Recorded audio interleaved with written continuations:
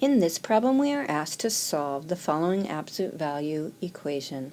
The absolute value of 6x minus 20 minus 4x plus 19 plus 3 is equal to a negative 3. Well, one way we could approach this problem is, since it's an absolute value equation, we could isolate the absolute value on one side. Before we do that, let's combine like terms inside the absolute value. We have 6x minus 4x, which results in 2x. And we have a negative 20 plus 19, which results in a negative 1. Therefore, we can write the absolute value of 6x minus 20 minus 4x plus 19 as 2x minus 1. Then completing the equation, we have plus 3 is equal to a negative 3. To solve this absolute value equation, we would first isolate the absolute value. Therefore, I would subtract 3 from both sides. This would result in the absolute value of 2x minus 1 is equal to a negative 6. As we look at this, one thing that we might want to remember is that the absolute value is the distance away from 0. Therefore, anything inside the absolute value becomes positive.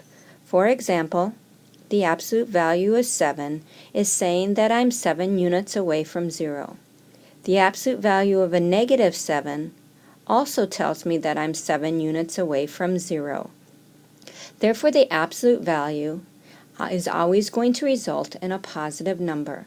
Therefore, when I see the absolute value of some quantity, in this case 2x minus 1, is equal to a negative 6, I would see that there is going to be no solution to this absolute value equation.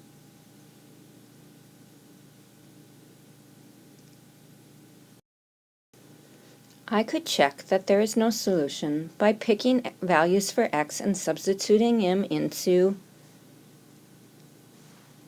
my absolute value equation. For example, if x is equal to 3, I would have the absolute value of 2 times 3 minus 1. The absolute value of 2 times 3 minus 1 is the absolute value of 6 minus 1, which is equal to the absolute value of 5, which is positive. If I picked x equal to negative 3, I would see that I would have the absolute value of 2 times a negative 3 minus 1. 2 times a negative 3 is a negative 6, minus 1 would be the absolute value of a negative 7. I would see that the absolute value of negative 7 is 7, which is also positive. Therefore, the only numbers that would come out of my absolute value is either 0 or a positive number, again stating that there is no solution.